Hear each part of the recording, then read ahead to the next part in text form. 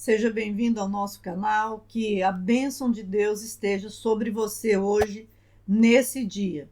O segundo sexo e o sujeito principal. Foi ela, a Simone de Beauvoir, quem criou a mentalidade de que o homem se colocou como o sujeito principal. Então, desde que o livro, O Segundo Sexo, livro que eu vou repetir, tornou Simone de Beauvoir como a mãe da segunda onda do feminismo, entrou em circulação, surgiu a ideia de que os homens, surgiu não, né? Ela colocou a ideia de que os homens se consideram o padrão, né? O sujeito principal, e que a partir dele é que a mulher se forma, não tendo assim, então, uma identidade pessoal, ela não nasce mulher, ela se torna mulher, e isso ela coloca porque ela expõe que a mulher não tem a ver com o biológico, né?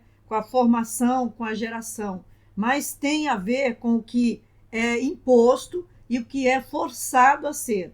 E aí o homem se colocou como o principal e a mulher como o secundário, né? Então ela é um segundo, um outro, aquele assim que não tem primazia e que não tem tanto valor, que depende, e nessa condição o homem colocou uma mulher, a mulher, né, debaixo de completo domínio e opressão. A gente vai falar disso aqui nesse vídeo, então já curte agora, já se inscreva, já ative o sininho, faça essas ações para você ajudar com que essa mensagem seja ainda mais impulsionada e chegue ainda mais longe. Então, o segundo sexo supõe-se, né, diz-se que é uma obra filosófica, mas ela é filosófica, ideológica e política e feminista, e foi construída em 1949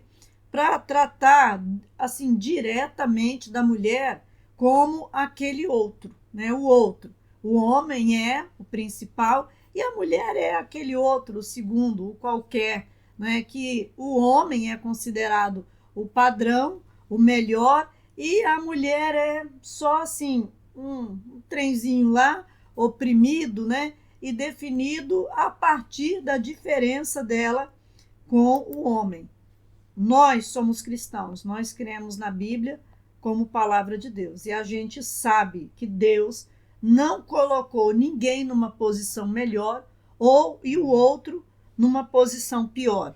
A palavra de Deus diz assim, em Gálatas 3, 28, nisto não há judeu nem grego, não há servo nem livre, não há macho nem fêmea, porque todos vós sois um em Cristo, e sois de Cristo. Então sois descendência de Abraão e herdeiros conforme a promessa. Então não há um melhor e um pior. Deus não estabeleceu as coisas desse jeito, mas estabeleceu uma liderança, uma organização, um chamado, uma missão, uma função e papéis diferenciados para homem e para mulher. Foi essa a condição estabelecida por Deus ao criar o ser humano.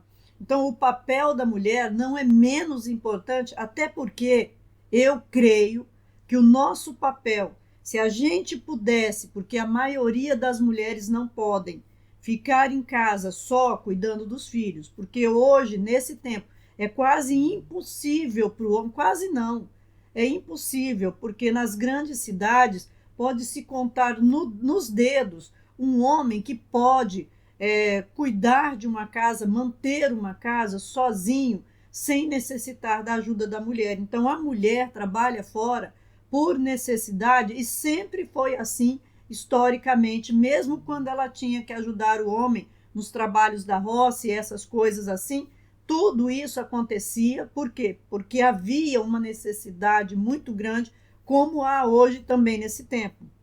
Então, se a mulher pudesse cuidar dos filhos, papel bíblico mesmo, né?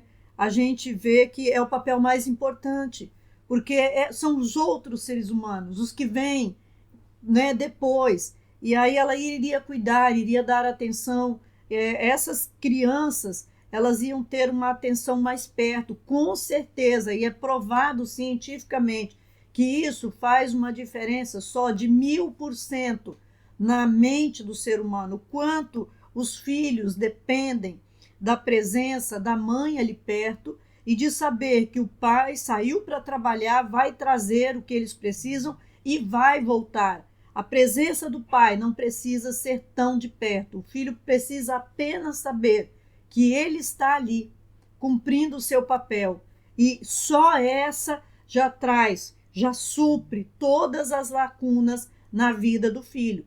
Também todos os enfrentamentos, todas as dificuldades, porque os filhos, todos, principalmente quando chegam na fase da adolescência, que aí começa um processo de se conhecerem e de começarem a se desenvolver sua individualidade.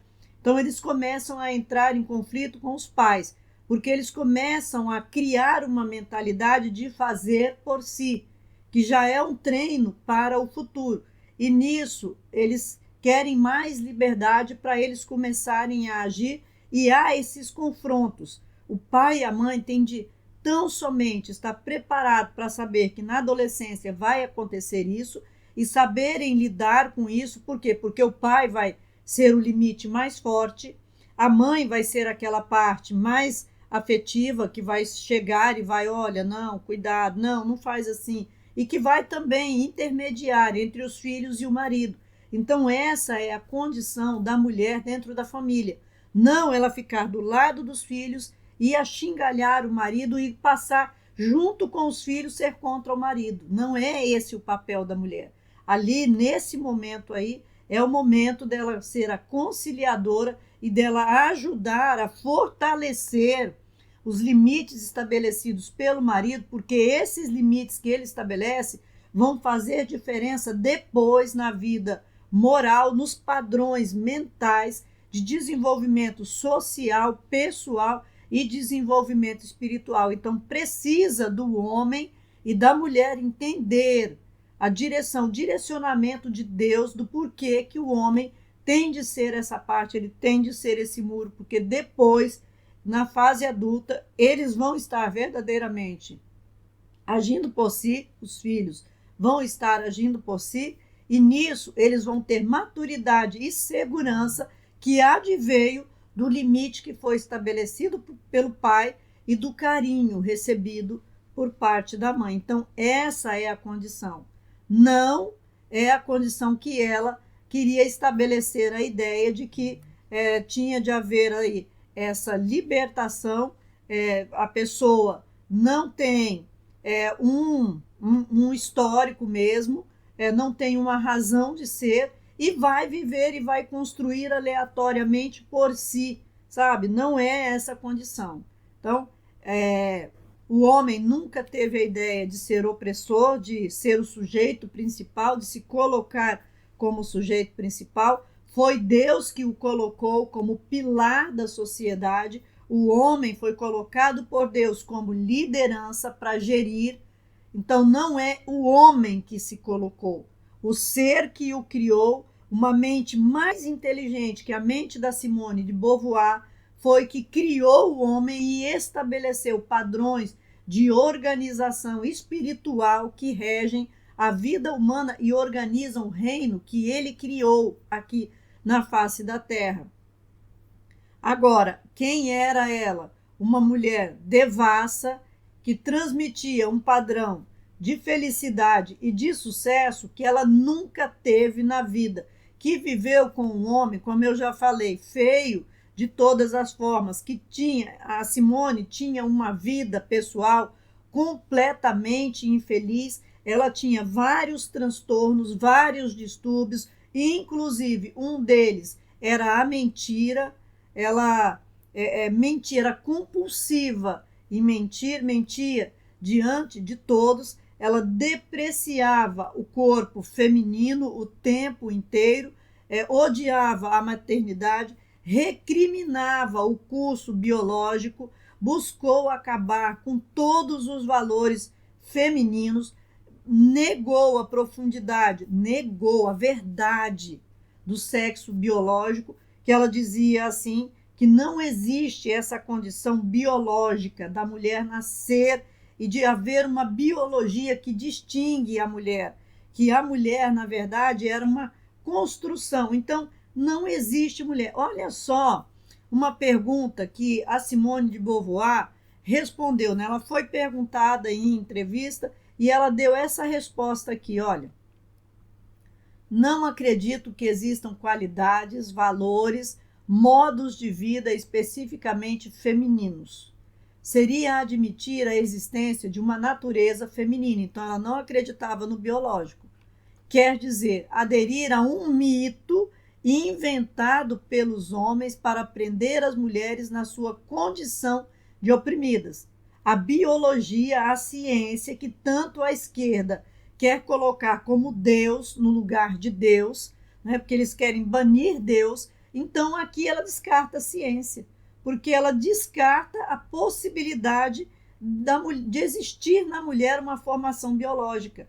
Ela nasce mulher porque biologicamente é mulher. Ela descartava essa ideia, mas ela nunca foi cientista, nunca estudou biologia, não tinha a mínima ideia do que todos os pesquisadores, de todos o estudo, de toda a pesquisa, de todos os séculos e séculos de pesquisa sobre a biologia feminina, ela desprezou completamente. Então, olha, não se trata para a mulher de se firmar como mulher, mas de tornar-se um ser humano na sua integridade. Então, não é mulher, é ser humano.